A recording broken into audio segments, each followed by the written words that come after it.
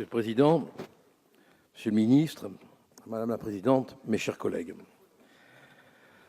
Après l'intervention de Monsieur Girardin, on ne peut pas contester le fait que ce texte est fondamentalement pragmatique. Il vient du reste d'en faire la démonstration un peu métallique, mais réelle. Normalement, ce texte ne devrait poser aucun problème, sauf à y inclure l'inconscient peut-être perturbé par des siècles d'idéologie de certaines personnes. Je pense qu'on doit tout naturellement ratifier, bien évidemment, cet accord. Et on ne peut que se féliciter de pouvoir se dire que de plus en plus d'hommes et de femmes iront vers Israël, vers sa capitale, Jérusalem, qui est aussi la capitale spirituelle du monde occidental.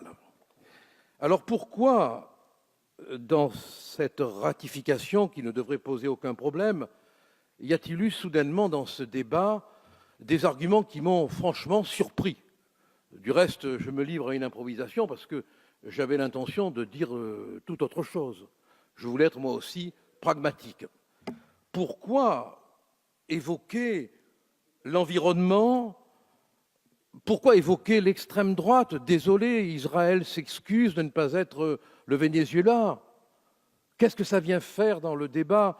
Pourquoi parler de contrôle aux faciès, façon tout à fait désobligeante d'insulter un État?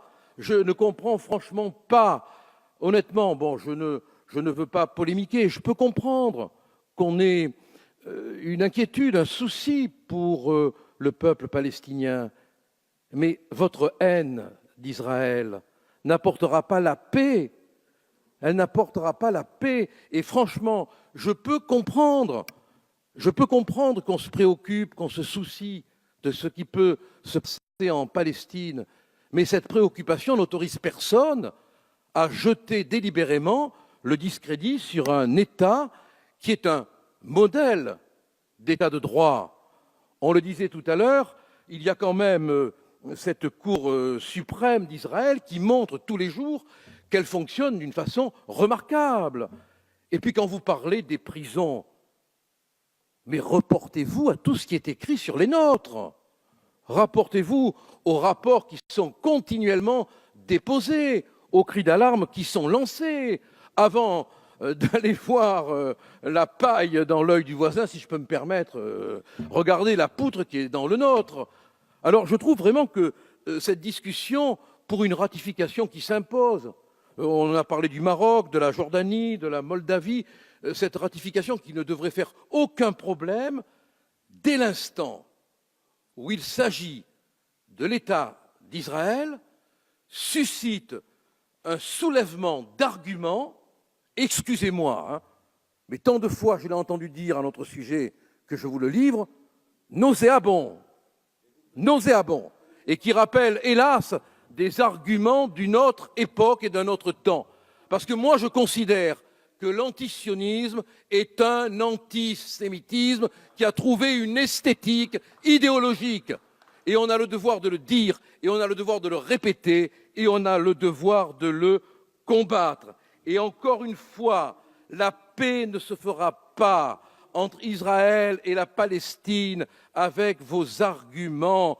Vous ne faites que desservir celles et ceux que vous voulez aider en les isolant. Mais seulement voilà, vous vous donnez une belle conscience.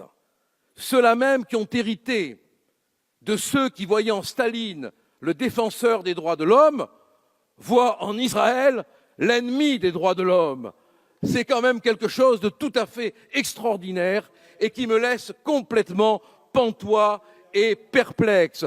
Alors oui, je signerai de tout mon cœur cet accord et j'espère que beaucoup d'hommes et de femmes iront voir en Israël la beauté de ce pays, la grandeur de ce pays et y respireront ce qui fait que depuis des siècles et des siècles, relisez Chateaubriand, si vous en avez le temps, on a une pensée d'Occident qui rejoint l'Orient. Je vous remercie. La parole est